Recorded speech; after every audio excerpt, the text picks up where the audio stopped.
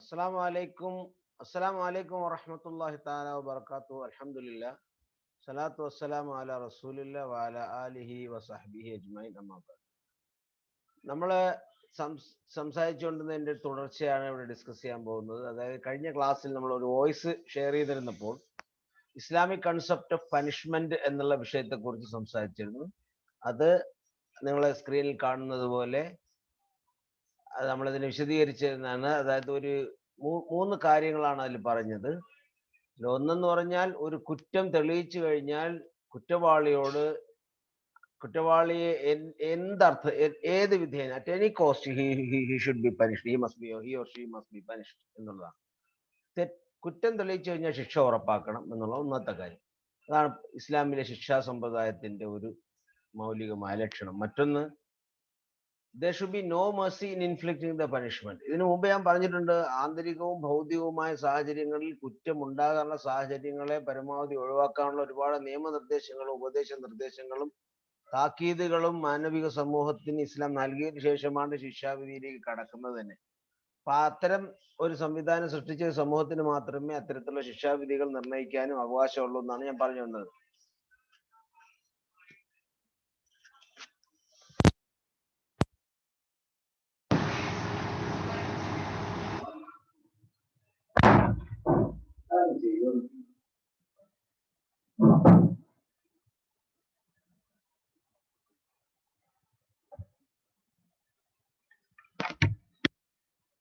അപ്പോ നമ്മൾ പറഞ്ഞു വന്നു. അപ്പൊ അത് രണ്ടാമത്തെ ശിക്ഷിക്കുന്നതിൽ there should be no mercy in inflicting the punishment. ശിക്ഷ നൽകുന്നതിൽ ഒരു ദയാദാക്ഷിണ്യം പാടില്ല. ഇസ്ലാമിക നിയമം ശിക്ഷാവിധി നടപ്പിലാക്കുന്നതിൽ ദയ പാടില്ല എന്നുള്ളതാണ്. മറ്റൊരു അത്തരത്തിലുള്ള ദയയുടെ ആവശ്യം അവിടെ ഇല്ല. കുറ്റത്തിനുള്ള ശിക്ഷ നിർണ്ണയിക്കുന്നതിൽ ഒരു ദയ പാടില്ല. കാരണം അതൊരു കറക്റ്റീവ് മെഷറാണ്, സമൂഹത്തിന്റെ ഒരു താക്കീതും സമൂഹത്തിന് നൽകുന്ന ഒരു മെസ്സേജും കൂടെയാണ്. മൂന്നാമത്തത് അതേ കാര്യം തന്നെയാണ് പറയുന്നത്. ഒരു സെൻസ് ഓഫ് മെർസിയുടെ പേരിൽ the prescribed punishment cannot be replaced. ഒരു പ്രത്യേക ശിക്ഷ, കുറ്റത്തിന് പ്രത്യേക ശിക്ഷ ഇസ്ലാം വ്യവസ്ഥ ചെയ്തിട്ടുണ്ടെങ്കിൽ അതിന് ഇളവ് ചെയ്യാനോ അതിലേക്ക് ആഡ് ചെയ്യാനോ കൂട്ടിച്ചേർക്കാനോ പാടില്ല എന്നുള്ളതാണ്. The prescribed punishment cannot be replaced. അതാണ് മൂന്നാമത്.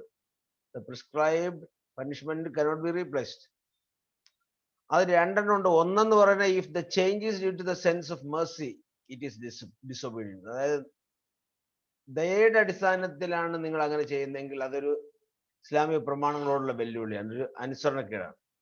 If it is due to the sense of cruelty, ശിക്ഷ കൂടിപ്പോയി, അത് വളരെ ക്രൂരമാണ് എന്നാണ് അഭിപ്രായമെങ്കിൽ it is the denial of defiance and only a hypocritic and imaginous. അതൊരു നിഷേധാത്മക നിലപാടാണ്. അത് യഥാർത്ഥത്തിൽ ഒരു മുനാഫിക്, ഒരു ഹൈപ്പോക്രൈറ്റിന് മാത്രമേ അത്തരത്തിൽ ഇമാജിൻ ചെയ്യാൻ കഴിയൂ. ഇതാണ് അതിനെ സംബന്ധിച്ച് നമ്മൾ കഴിഞ്ഞ ക്ലാസ്സിൽ പറഞ്ഞതിന്റെ തുടർച്ചയാണ്. അപ്പൊ ഇനി നമ്മൾ അതിലേക്ക് പോകുന്നില്ല. ഇനി പ്രധാനപ്പെട്ട ഒന്ന് രണ്ട് കാര്യങ്ങൾ ഇവിടെ പറയാനുള്ളത്, അത് കഴിഞ്ഞ ക്ലാസ്സിൽ വിശദീകരിച്ചാണ്. അതിനെ സംബന്ധിച്ച്, അതായത് ശിക്ഷാവിധി നടപ്പിലാക്കുന്നതിനുള്ള അതായത് വ്യത്യാസങ്ങൾ, ശിക്ഷാവിധി നടപ്പിലാക്കുന്നതിൽ പക്ഷപാതിത്വം കാണിക്കാൻ പാടില്ല എന്നുള്ളതിനെ സംബന്ധിച്ചുള്ള ഹദീസുകൾക്കും വിശദീകരിച്ചാണ്. ഒന്ന്, an officer will be produced on the day of judgment. അതായത് അന്ത്യനാളിൽ ഒരു ഭരണകർത്താവിനെ കൊണ്ടുവരും. ഒരാൾ എന്ത് ചെയ്തു, who reduced a strip from punishment, ശിക്ഷാവിധിയിൽപ്പെട്ട ഒരു ചാട്ടവാറടിയിൽ ഒരെണ്ണം കുറച്ച ഒരാൾ, he will be questioned for the reduction. കുറച്ച് എന്തിനാണെന്ന് ചോദ്യം ചെയ്യപ്പെടും ഒരു ഹദീസിൽ. on the ground of mercy for the slave, ഒരു അടിമയോടുള്ള ദയാദാക്ഷിണ്യത്തിന്റെ പേരാണ് അങ്ങനെ ചെയ്യുമെങ്കിൽ will be his reply. അങ്ങനെ മറുപടി അയാൾ പറഞ്ഞാൽ were you more merciful than myself, എന്നെക്കാളും ദയാദാക്ഷിണ്യം കാണിക്കാൻ നീ ആര് എന്ന് ചോദ്യം ചെയ്യപ്പെടും എന്നാണ് അതവിടെ പറഞ്ഞു വന്നത്. അവിടെ ഇരിക്കട്ടെ, അത് ആ കോണ്ടസ്റ്റിൽ വായിക്കണം, അതവിടെ ഇരിക്കട്ടെ. അപ്പൊ അതവിടെ പറയുന്നില്ല. അത് കഴിഞ്ഞ് രണ്ടാമത്, ഒരു ശിക്ഷാവിധിയിൽ ഒരെണ്ണം കൂട്ടിയ ആൾ, എന്തിനാണ് അതങ്ങനെ കൂട്ടിയെന്ന് ചോദിക്കപ്പെടും. അതും ആൻസറബിൾ ആണ്. Do you stand wiser than mean, തന്നെക്കാൾ നീ ബുദ്ധിമാനാണോ എന്ന് ചോദ്യം ചെയ്യപ്പെടുമെന്നാണ് പറയുന്നത്. മൂന്നാമത്തെ ഒരു ഹദീസ്, ഏറ്റവും പ്രസിദ്ധമായ ഹദീസ് അതാണ്. ആയിഷ റളിയല്ലാഹു അൻഹ റിപ്പോർട്ട് ചെയ്ത ഹദീസാണ്. നബി സല്ലല്ലാഹു അലൈഹി വസല്ലം പറഞ്ഞു, പല ജനസമൂഹങ്ങളും, മുൻകഴിഞ്ഞ പല ജനസമൂഹങ്ങളും നഷ്ടപ്പെട്ടു പോയി. അവർ വഴിപിഴച്ചു പോയത് അവരുടെ സമൂഹത്തിലുള്ള മാന്യന്മാർ തെറ്റ് ചെയ്യുമ്പോൾ അവർ വെറുതെ വിടുകയും സാധാരണക്കാരെ അവരുടെ കുറ്റങ്ങളുടെ മേൽ പിടിക്കുകയും ശിക്ഷിക്കുകയും ചെയ്തപ്പോഴാണ് എന്ന് പറയുന്നത്. O people, the nations have gone who were destroyed for the reason that one of status of the, അതായത് ഓ പീപ്പിൾ, ദ നേഷൻസ് ഹാവ്, അത്തരം ജനസമൂഹങ്ങൾ നശിച്ചു പോയിരിക്കുന്നു. Who were destroyed for the reason that one of status, ഒരാളുടെ പദവി കൊണ്ട് he committed theft, അയാൾ മോഷ്ടിച്ചിട്ടുണ്ടെങ്കിൽ was overlooked, അത് overlooked, അത് കാണാതെ അതിനെ നേരെ കണ്ണടക്കി. And when a poor powerless committed theft, he was punished. ഒരു പാവപ്പെട്ട മനുഷ്യൻ മോഷ്ടിച്ചാൽ അയാളെ ശിക്ഷിക്കും. അപ്പൊ ഈ ഒരു കാലഘട്ടത്തിൽ വളരെ പ്രസക്തമായ ഹദീസാണ് ഇത്. ആ ഹദീസിന്റെ അവസാനം ഇങ്ങനെയാണ് പറയുന്നത്, വല്ലാഹി സരിഖത്ത് ബിന്ത് മുഹമ്മദ്, ഫാത്തിമത്ത് ബിന്ത് മുഹമ്മദ് ലഖത്താഅതു ഐദിയഹ, അള്ളാഹുവിനെ തന്നെയാണ് സത്യം, മുഹമ്മദിന്റെ മകൾ ഫാത്തിമയാണ് മോഷ്ടിച്ചതെങ്കിൽ അവളുടെ കൈ ഞാൻ മുറിക്കുക തന്നെ ചെയ്യുമെന്ന് നബി പറഞ്ഞു. അതാണ് ഹദീസ്. അതുകൊണ്ട് സമൂഹത്തിലെ ഒരാൾ തെറ്റ് ചെയ്തപ്പോൾ അയാൾക്കെതിരെയുള്ള ശിക്ഷാവിധി നടപ്പിലാക്കുന്നതിന് തയ്യാറായപ്പോൾ സെയ്ദ് റളിയല്ലാഹു അൻഹു, നബി സ്വല്ലല്ലാഹു അലൈഹി വസല്ലമയുടെ ഭൃത്യനായ സെയ്ദ് റളിയല്ലാഹു അൻഹു വഴി ശുപാർശ ചെയ്യാൻ സഹാബാക്കൾ നബിയോട് ശുപാർശ നടത്താൻ ചിലർ ശ്രമിച്ചതാണ് അതിന്റെ പശ്ചാത്തലം. അതവിടെ ഇരിക്കട്ടെ. അപ്പൊ ഇനി നമ്മൾ ഇന്ന് ഡിസ്കസ് ചെയ്യാൻ പോകുന്ന ഒബ്ജക്റ്റീവ്സ് ഓഫ് പനിഷ്മെന്റ് എന്നുള്ളതാണ്. അതാണ് നമുക്ക് പറയാനുള്ളത്. എന്തിനാണ് ശിക്ഷിക്കുന്നത്? ആ കാരണം നേരത്തെ പറഞ്ഞ കാര്യങ്ങളാണ് ഒന്നുകൂടെ പറയുന്നത്. ഒന്ന്, ശിക്ഷാവിധിയിലെ ഒബ്ജക്റ്റീവ്സ് ഓഫ് പനിഷ്മെന്റ്. ഒന്നെന്താണ്? Humiliation for the convict and the lessons for the public. ഒന്ന്, കുറ്റവാളിക്ക് ഒരു നിന്ദ്യത ഫീൽ ചെയ്യണം, അയാൾ അതിനെ കുറിച്ചൊരു കുറ്റബോധം അയാൾ രൂപപ്പെടണം. ഹ്യൂമിലിയേഷൻ ഓഫ് ദി കോൺവിക്ട്, അതാണ് ഒരൊന്ന്. രണ്ട്, ലെസൺ ഫോർ ദി പബ്ലിക്, പൊതുസമൂഹത്തിന് അതൊരു പാഠമാണ്. ഇങ്ങനെയാണ് ശിക്ഷയുടെ ലക്ഷ്യങ്ങളായിട്ട് പ്രധാനമായിട്ട് പറയാം, ദ പർപ്പസ് ഓഫ് പനിഷ്മെന്റ്. അതുകൊണ്ട് പനിഷ്മെന്റ് ഒബ്ജക്റ്റീവ്സ് നമുക്ക് ഇങ്ങനെ സംഗ്രഹിക്കാം. ഒന്ന്, to award punishment to the culprit equal to the magnitude of his guilt. ഒന്ന്, തെറ്റിന് തുല്യമായ ശിക്ഷ, തെറ്റിന്റെ അളവനുസരിച്ചിട്ടാണ് ശിക്ഷ നൽകേണ്ടത്. മൊട്ടുസൂചി മോഷ്ടിച്ചതിന്റെ പേരിൽ ഒരാളുടെ കൈയൊന്നും മുറിക്കില്ല. അതിനെ സംബന്ധിച്ച് ആധുനിക കാലത്ത് വളരെ കൃത്യമായ വ്യവസ്ഥകൾ ഉണ്ടാക്കിയിരുന്നു. അതുപോലെ ഒരാളുടെ മോഷണത്തിന്റെ ഇന്റൻഷൻ എന്താണെന്നൊക്കെ നോക്കിയിട്ടാണ്. വിശന്നവൻ മോഷ്ടിച്ചാൽ നമുക്കറിയാം, വിശന്ന കാരണത്താലാണ് ഒരാൾ മോഷ്ടിച്ചതെങ്കിൽ അവിടുത്തെ ഗവർണറെയാണ് ഇസ്ലാമിക ഖിലാഫത്തിൽ ശിക്ഷിക്കാൻ പോയിരുന്നത്. അതായത് ഒരാൾ വിശപ്പിന്റെ ആധിക്യം കൊണ്ടാണ് ഒരാൾ മോഷ്ടിച്ചതെങ്കിൽ കുറ്റവാളി അയാളല്ല, അവിടുത്തെ ഭരണകർത്താവാണ്. ഇത് യഥാർത്ഥത്തിൽ ഈ ഇസ്ലാമിക പാഠങ്ങളിൽ ആദ്യം പകർന്നു നൽകപ്പെടേണ്ട പാഠമാണ്. അതാവണം ഒരിത്. അത് ഞാൻ സാന്ദർഭികമായി പറയുന്നതാണ്.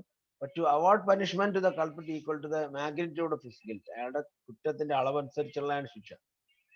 രണ്ട്, ആ തെറ്റ് ആവർത്തിക്കാതിരിക്കണം, to prevent him for repeating the crime, അതാണ് രണ്ടാമത്തത്. അപ്പോ അടുത്തെന്താണ്?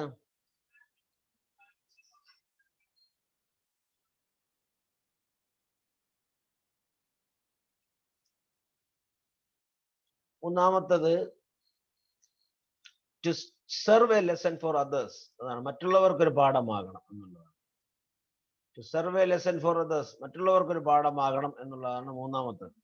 നാലാമത്തത്, പണിഷ്മെന്റ് പൊതുവായി പബ്ലിക് ആയിട്ട് നൽകും.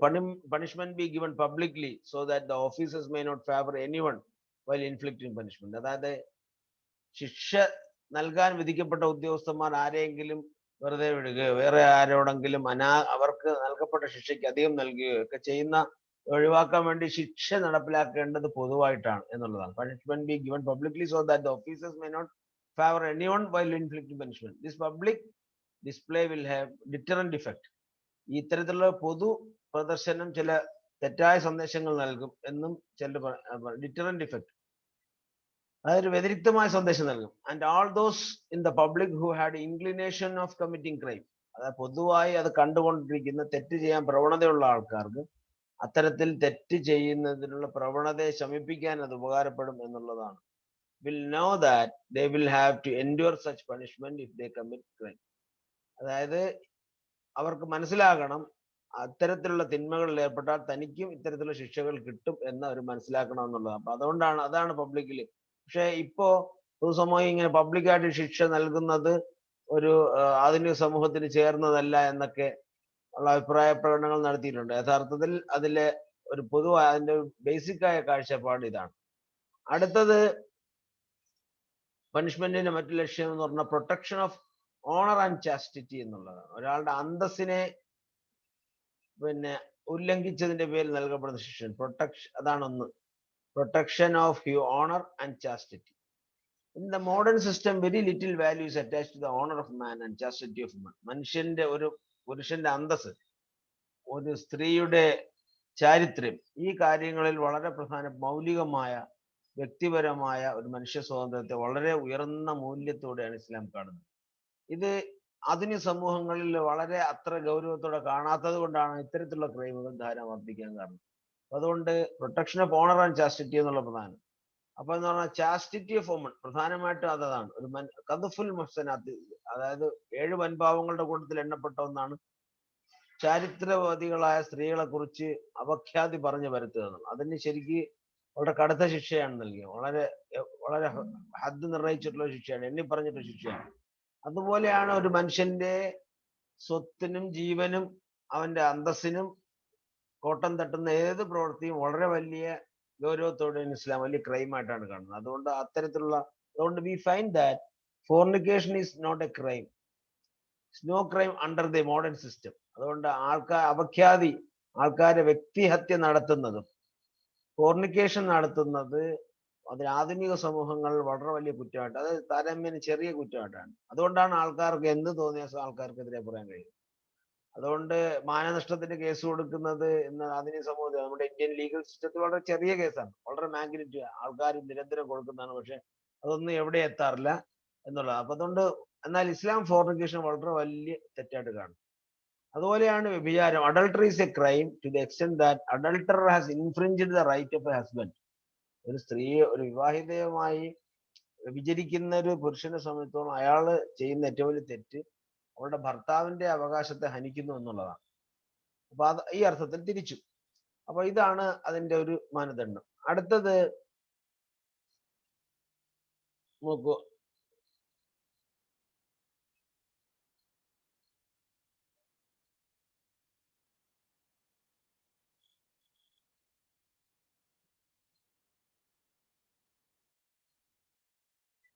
അപ്പൊ അടുത്തത് ഇതാണ് പ്രധാനപ്പെട്ട ഒബ്ജക്റ്റീവ്സ് ഓഫ് പനിഷ്മെന്റ്.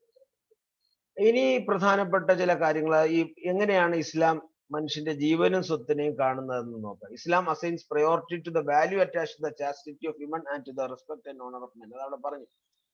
അതെല്ലാം അടിസ്ഥാനപ്പെട്ടിരിക്കുന്നു. ഒന്ന്, ഇനി ബേസിക് ആയ ചില കാര്യങ്ങൾ നമുക്ക് സംസാരിക്കാം. അതിവിടെ ഇങ്ങനെ, ഇസ്ലാം assigns priority to the value attached to the chastity of women and to the respect and honor of men. ഒരു സ്ത്രീയുടെ ചരിത്രത്തെയും ഒരു പുരുഷന്റെ അന്തസ്സിനെയും വളരെ പ്രധാനപ്പെട്ട കാര്യമായി കാണുന്നു ഇസ്ലാം. അതിന് പ്രയോറിറ്റി നൽകുന്നു. അതുകൊണ്ട് therefore it takes strong measures to preserve this value. ഈ മൂല്യങ്ങളെ കാത്തു സൂക്ഷിക്കാൻ വലിയ വില ഇസ്ലാം അവരോട് കൽപ്പിക്കും. Thus we see that the severest punishment is prescribed for a person who molest a woman. ഒരു സ്ത്രീയെ അപമതിക്കുന്ന, അവരുടെ അന്തസ്സിനെ അപകീർത്തിപ്പെടുത്തുന്ന ഒരു കുറ്റത്തിനാണ് ഏറ്റവും വലിയ പനിഷ്മെന്റ് ഇസ്ലാം നിശ്ചയിക്കുന്നത്. ഒരു ഡിസോണർ ഓഫ് എ മാൻ, ഒരു മനുഷ്യന്റെ അന്തസ്സിനെ ഇടിപറ്റുന്ന കാര്യത്തിന് ചെയ്യുന്നവർക്ക് കടുത്ത ശിക്ഷയാണ്. Therefore punishment is prescribed in this respect by Allah and it has not been left to man. അതുകൊണ്ട് ഇതിനെ സംബന്ധിച്ചുള്ള ശിക്ഷാവിധി അല്ല തന്നെ നിർണയിച്ചിട്ടുണ്ട്, മനുഷ്യ സമൂഹത്തിലേക്ക് വിട്ടുകൊടുക്കുകയല്ല ചെയ്തത്. And to impose punishment for such crimes at his own discretion. അപ്പൊ അതുകൊണ്ട് ദൈവത്തിന്റെ തന്നെ, മനുഷ്യന്റെ ഭൂമിയിലെ പ്രതിപുരുഷനാണ്, അള്ളാഹു ദൈവത്തിന്റെ ഭൂമിയിലെ പ്രതിപുരുഷനാണ് മനുഷ്യൻ ഭൂമിയിലെ ഖിലാഫത്ത്, അള്ളാഹു വിസ്റൽ, അതായത് എന്താണ്, ദൈവിക പ്രാതിനിധ്യം ഭൂമിയിൽ നൽകപ്പെട്ടവനാണ് മനുഷ്യൻ എന്നാണ് കൺസെപ്റ്റ്. അതുകൊണ്ട് തന്നെ മനുഷ്യന്റെ അന്തസ്സിന് വലിയ വിലയുണ്ട്. അന്തസ് ഏത് രൂപത്തിൽ അപഹരിക്കപ്പെട്ടാൽ അതിന് വലിയ ശിക്ഷ നൽകണം എന്നുള്ളതാണ്. അതുകൊണ്ട് ഒരാൾക്ക് മറ്റൊരാളുടെ അന്തസ്സിനെ, ആണാകട്ടെ പെണ്ണാകട്ടെ, ഹനിക്കാൻ പാടില്ല എന്നാണ് ഈ പറഞ്ഞതിന്റെ അർത്ഥം. അപ്പൊ അതുകൊണ്ട് അതുകൊണ്ട് അതിന് ശിക്ഷാവിധിയും അള്ളാഹുവിനെ നിർണ്ണയിച്ചിരിക്കുന്നതിന് മനുഷ്യനെ അത് വിട്ടുകൊടുത്തിട്ടില്ല എന്നാണ് പറഞ്ഞത്. Islam differentiates between fornication and adultery. ഫോർണിക്കേഷനും അഡൽട്ടറിയും എന്ന് പറയുന്നത് എന്താണ്? രണ്ട് തരത്തിലാണ്. കാരണം ഫോർണിക്കേഷൻ എന്ന് പറയുന്നതും അഡൽട്ടറി, വ്യഭിചാരം, രണ്ട് തരത്തിലാണ്. For the fornication 100 strips and രണ്ടാമത്തെ ഫോർണിക്കേഷൻ അഡൽട്ടറി എന്നുള്ള വ്യഭിചാരത്തിന്റെ രണ്ട് രൂപ. ഫോർണിക്കേഷൻ എന്ന് പറഞ്ഞാൽ അവിവാഹിതരുടെ ഇടയിലുള്ള ലൈംഗിക താല്പര്യങ്ങളുടെ പേരിൽ സംഭവിച്ചു പോകുന്ന പിഴവാണ്. അതുകൊണ്ട് അവിവാഹിതർക്ക് ഫോർണിക്കേഷൻ നിർവഹിക്കുന്നവർക്ക് 100 അടിമ, for the former 100 stripes only. Whereas the married people, വിവാഹിതരുടെ വ്യഭിചാരത്തിന് stoning to death for the latter, അതായത് എറിഞ്ഞു കൊല്ലുക, അതാ ശിക്ഷ. ഇവരുടെ കാടൻ നിയമമായിട്ടൊക്കെയാണ് പൊതുസമൂഹം വിശദീകരിക്കുന്നത്. അതിന്റെ പശ്ചാത്തലം നമ്മൾ പറയാം. അതുകൊണ്ട് ഇതാണ് അതിന്റെ പശ്ചാത്തലം. ഒന്ന്, വ്യക്തിയുടെ അഭിമാനത്തിന്, അന്തസ്സിന് വലിയ വില കൽപ്പിക്കുന്നു. അത് എന്ത് വില കൊടുത്തും അത് സംരക്ഷിക്കപ്പെടേണ്ടതാണ് ഇസ്ലാം മുന്നോട്ട് വയ്ക്കുന്നത്. ആരെങ്കിലും അതിന് വിഘാതമായി പ്രവർത്തിച്ചാൽ അവർക്ക് വളരെ കടുത്ത ശിക്ഷ നൽകണമെന്ന്. ഇതാണ് അതിന്റെ പശ്ചാത്തലം. ആ പശ്ചാത്തലത്തെ മനസ്സിലാക്കണം. അതിന് വേണം അതിലെ ശിക്ഷയെ നമ്മൾ സമീപിക്കാൻ. ആധുനിക സമൂഹങ്ങളിൽ ഇത്തരത്തിൽ വ്യക്തിയുടെ അന്തസ്സിനെ ആർക്കും ആരെയും അധിക്ഷേപിക്കാം, ആരെയും ചീത്ത പറയാം, ആരെയും അടിസ്ഥാനരഹിതമായി ശിക്ഷിക്കാം, തെറ്റായ ആരോപണങ്ങൾ അവരുടെ മേൽ ഉന്നയിക്കാം. ഇങ്ങനെയൊക്കെയുള്ള സാമൂഹ്യ സ്ഥിതിയിൽ സ്വാഭാവികമായും ഇത്തരത്തിലുള്ള വലിയ കടുത്ത പനിഷ്മെന്റ് അവർക്ക് നൽകുക സാധ്യമല്ല. എന്നാൽ വ്യക്തികളുടെ അന്തസ്സിന് വളരെ പ്രാധാന്യം കൽപ്പിക്കുന്ന ഒരു സമൂഹത്തിന് അത് വയലേറ്റ് ചെയ്യപ്പെട്ടാൽ കടുത്ത ശിക്ഷ നൽകുന്നത് സ്വാഭാവികമാണ്. അതൊരു തെറ്റായിട്ട് നിർണ്ണയിക്കാൻ സാധ്യമല്ല. ഇതാണ് അവിടെ പറഞ്ഞത്. രണ്ട്, സ്വത്തിനെ സംബന്ധിച്ചുള്ളതാണ് പ്രിസർവേഷൻ ഓഫ് ലൈഫ് എന്നുള്ളത്. പ്രിസർവേഷൻ ഓഫ് ലൈഫ് ഇത് ആധുനിക സമൂഹങ്ങളിൽ യുദ്ധം അതുപോലെയുള്ള കുറ്റകൃത്യങ്ങളൊക്കെ, യുദ്ധവുമായി ബന്ധപ്പെട്ട ദേശരാഷ്ട്രങ്ങളുടെ ആധുനിക കാലഘട്ടത്തിലെ പ്രവണതയിൽ യുദ്ധം പോലെയുള്ള അത് വളരെ സജീവമായി ഒരു മാനവരാശിക്ക് വലിയ വെല്ലുവിളിയായി നിലനിൽക്കുന്നുണ്ട്. അതുകൊണ്ട് ജീവന്റെ വില എന്ന് പറഞ്ഞ ഇസ്ലാം ജീവന് നൽകുന്ന പ്രാധാന്യം, ജീവൻ നൽകുന്ന വില പോലെ മറ്റൊന്നുമില്ല. അതായത് വിശുദ്ധ യുദ്ധം, ജിഹാദിലാണ് ജീവൻ നഷ്ടപ്പെടുന്നതെങ്കിൽ ഒഴികെ എന്നാണ് പറയുന്നത്. അതിനെന്തുകൊണ്ടാണ്? കാരണം ഒരാളുടെ ആദർശവും അയാളുടെ അഭിപ്രായവും അയാളുടെ സ്വാതന്ത്ര്യവും അയാളുടെ വിശ്വാസ സ്വാതന്ത്ര്യം പ്രധാനമായി സംരക്ഷിക്കപ്പെടുന്നതിന് വേണ്ടിയുള്ള ഒരു പോരാട്ടമാണ് യഥാർത്ഥത്തിൽ ജിഹാദ്. ഒരു ജിഹാദിലേക്ക്, അത്തരത്തിലുള്ള ഒരു സായുധ പോരാട്ടത്തിലേക്ക് ഒരാൾ നയിക്കപ്പെടുന്നതിന് ഒരുപാട് റെസ്ട്രിക്ഷൻസ് ഉണ്ട്, ഒരുപാട് സാമൂഹിക ഘടകങ്ങളുണ്ട്. അതൊക്കെ നഷ്ടപ്പെടുമ്പോൾ മാത്രമാണ് ഒരാളുടെ നിലനിൽപ്പിനായിട്ടുള്ള അവസാന ഘട്ട പരിപാടിയാണ് ജിഹാദ്, പോരാട്ടം. അതിലൊഴികെ ബാക്കി ഒരു കാര്യത്തിലും ഒരാളുടെ ജീവൻ എടുക്കുക അനുവാദമുള്ള കാര്യമല്ല. മനസ്സിലായില്ലേ? അതാണ് ഇതിന്റെ നിയമം. വലാ തഖ്തുലു നഫ്സല്ലത്തി ഹറമല്ലാഹു ഇല്ലാ ബിൽ ഹഖ്. ഒരു വ്യക്തിയെ കൊല്ലാൻ പാടില്ല. വലാ തഖ്തുലു നഫ്സല്ലത്തി ഹറമല്ലാഹ്, അല്ലാഹു ഹറാമാക്കി, ഇല്ലാ ബിൽ ഹഖ്, സത്യത്തിന് വേണ്ടിയുള്ള പോരാട്ടത്തിലെ കൊല. സത്യത്തിനെ നിലനിർത്താൻ വേണ്ടിയുള്ള വിശുദ്ധ പോരാട്ടത്തിൽ ഒരാൾക്ക്, യുദ്ധത്തിൽ ഒരാളെ കൊല്ലേണ്ടി വരും.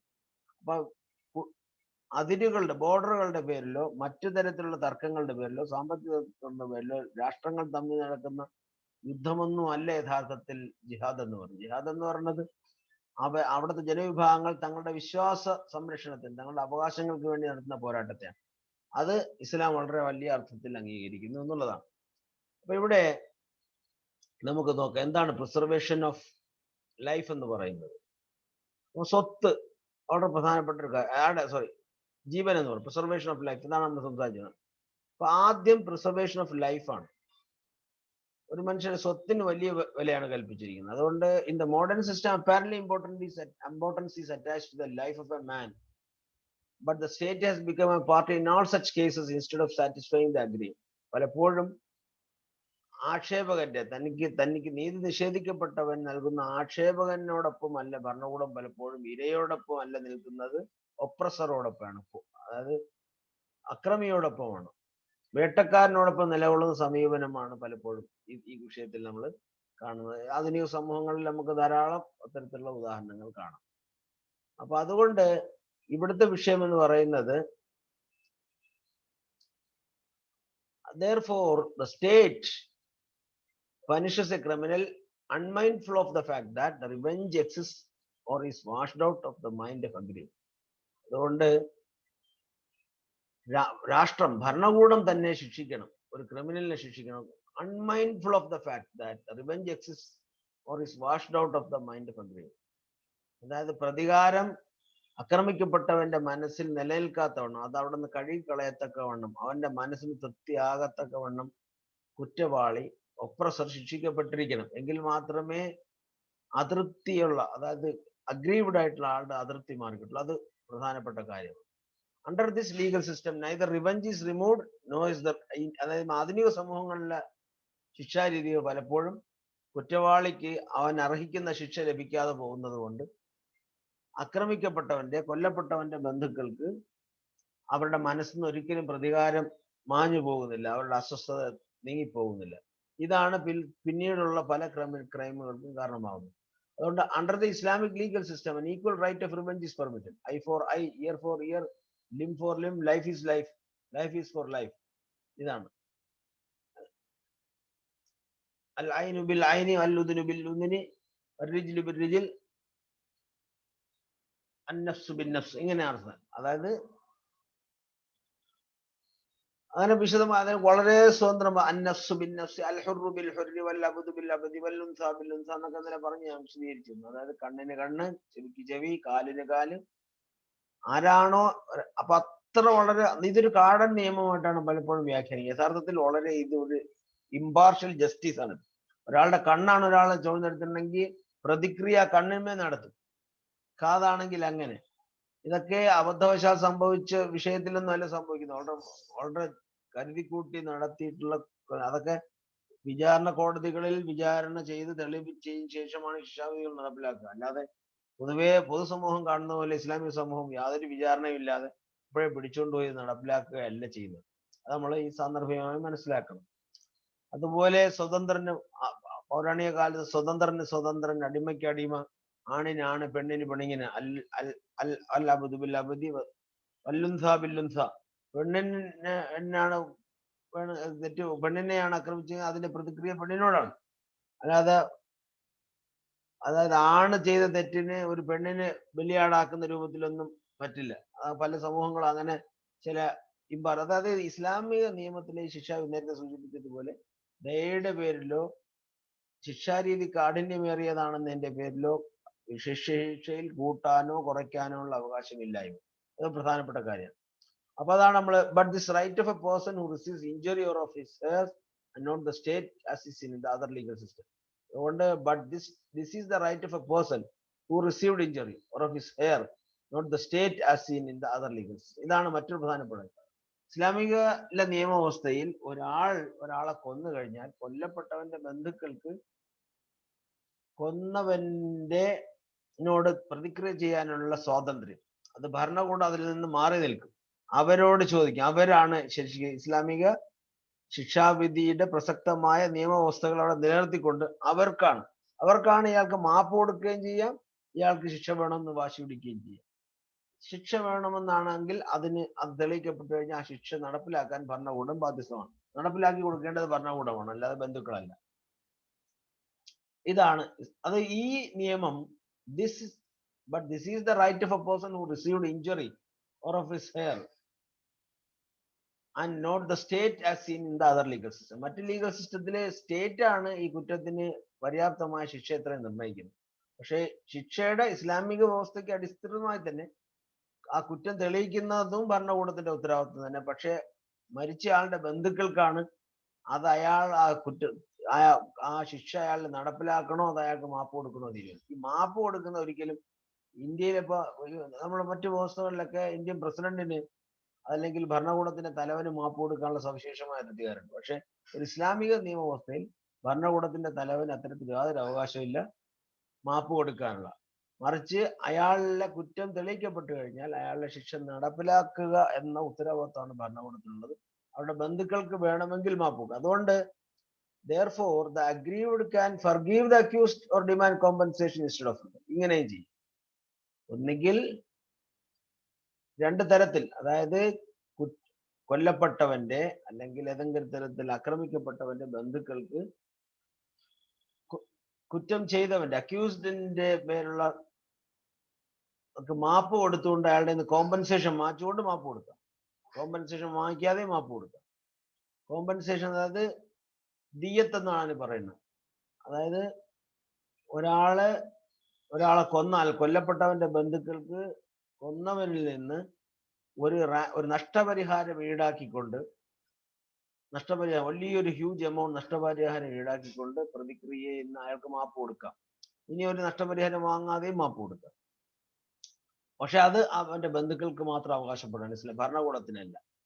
എന്നാൽ മറ്റെല്ലാ അവസ്ഥയിലും ഭരണകൂടത്തിനാണ് ഇതിനുള്ള അവകാശം. ഇതല്ല. അപ്പൊ അതുകൊണ്ട് Islamic law is clear and natural that is enforce the chain of crime which continues between the parties involved for generation by generation will be finished. ഇത് അറബികളുടെ ഇടയിലുണ്ടായിരുന്ന ഒരു ഹമിയത്തിൽ ജാഹിലി, അവരുടെ ഇടയിലുണ്ടായിരുന്ന ഒരു തെറ്റായ പ്രവണതയെ തടയിടാൻ ഇത് ഉപകാരപ്പെട്ടു എന്നാണ് പിന്നീടും ആധുനിക കാലത്തും അതിന്റെ പ്രസക്തി നിലനിൽക്കുന്നതാണ് സൂചിപ്പിച്ചത്.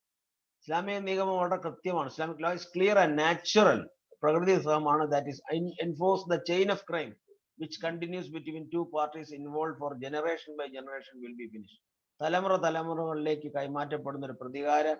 ഒരാളെ കൊന്നു, അതിന് പകരം മറ്റൊരാളെ തിരിച്ചു കൊന്നു, പിന്നെ അടുത്ത തലമുറക്കാരൻ അതിന്റെ തിരിച്ചു കൊന്നു, അങ്ങനെ തലമുറകളിലേക്ക് ഈ പ്രതികാരവും പ്രതിക്രിയയും ഇങ്ങനെ തുടർന്നുകൊണ്ടിരിക്കുന്ന ഒരു അവസ്ഥയ്ക്ക് ഒരു തടയിടും എന്നാണ് ഇതിന്റെ അടിസ്ഥാനപരമായ കാര്യം. The basic object of penal law of Islam is eradication of grievance from the heart and mind of the aggrieved party. അതായത് കൊല്ലപ്പെട്ടവന്റെ അല്ലെങ്കിൽ ആക്രമിക്കപ്പെട്ടവന്റെയോ അല്ലെങ്കിൽ കൊല്ലപ്പെട്ടവന്റെ കാര്യത്തിൽ അയാൾ അല്ലെങ്കിൽ കൊല്ലപ്പെട്ടവരുടെ കാര്യത്തിൽ അവരുടെ ബന്ധുക്കൾക്ക് അവരുടെ മനസ്സിൽ നിന്നുള്ള പ്രതിക്രിയ പൂർണ്ണമായി തുടച്ചു നീക്കപ്പെടണമെങ്കിൽ അവർക്ക് നീതി കിട്ടി, മരിച്ചുപോയ തന്റെ ബന്ധുവിന് നീതി കിട്ടിയെന്ന് അവർക്കൊരു തോന്നലുണ്ടാവണം.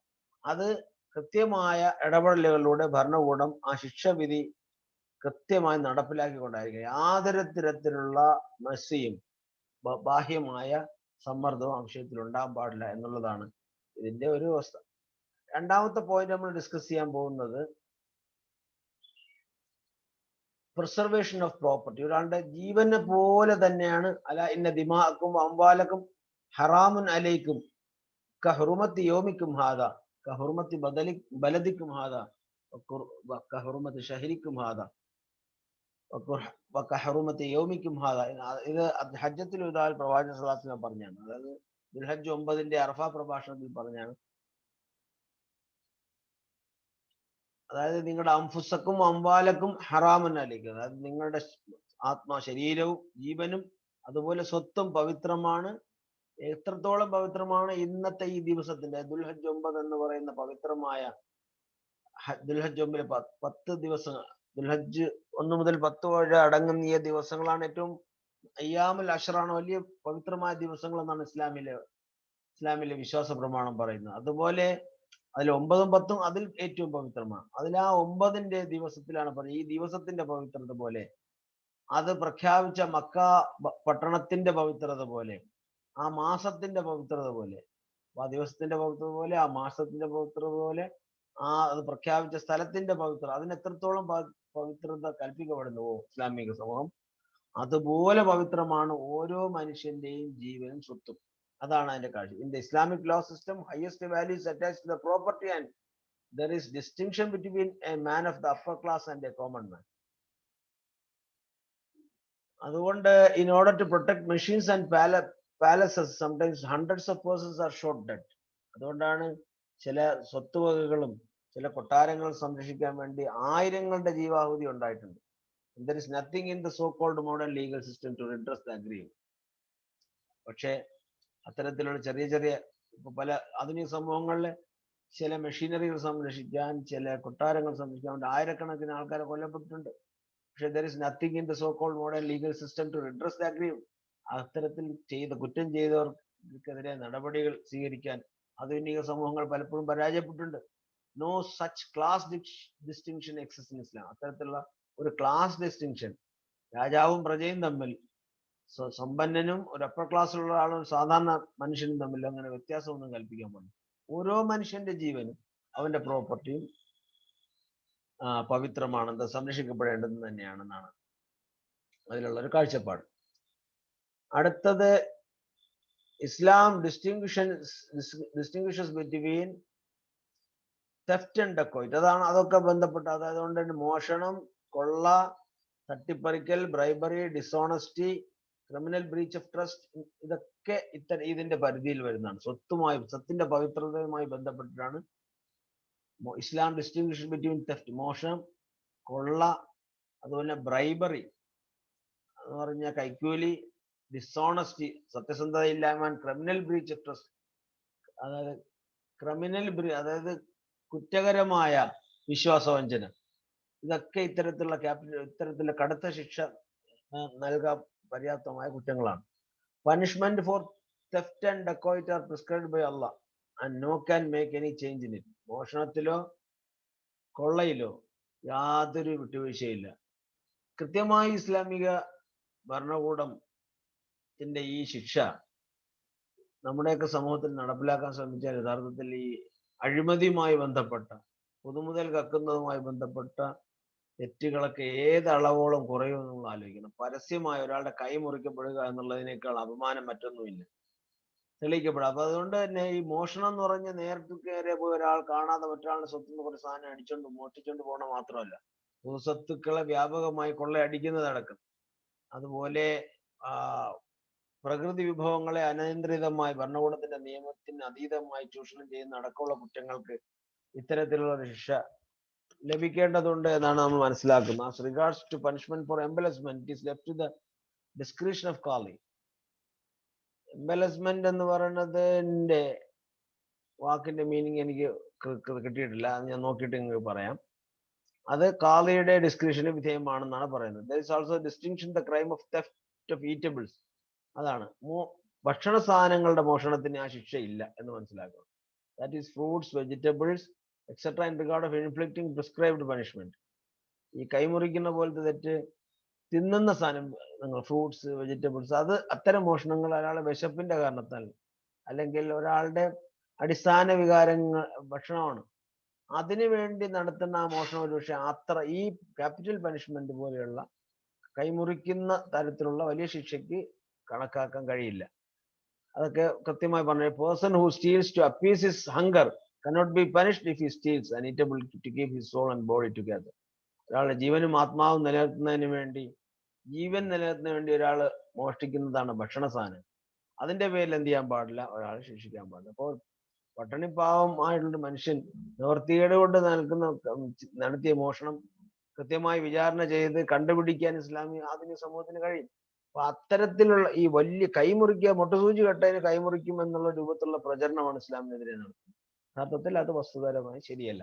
ഇത്രയും കാര്യമാണ് നമുക്ക് ഇതിൽ പറയാൻ പോകുന്നത്. ഇനി അടുത്ത ഒരു ക്വസ്റ്റ്യൻ എന്ന് പറഞ്ഞാൽ ഇസ്ലാം നിർണയിച്ചിട്ടുള്ള ശിക്ഷാരീതികളുടെ സവിശേഷതകൾ എന്താണെന്നാണ് അടുത്തൊരു വീഡിയോയിലൂടെ ഷെയർ ചെയ്യാം ഇൻഷാ അല്ലാഹ്. ആഖിറു ദഅവാന അൽഹംദുലില്ലാഹി റബ്ബിൽ ആലമീൻ. അസ്സലാമു അലൈക്കും വറഹ്മത്തുള്ളാഹി തആല വബറകാതുഹു.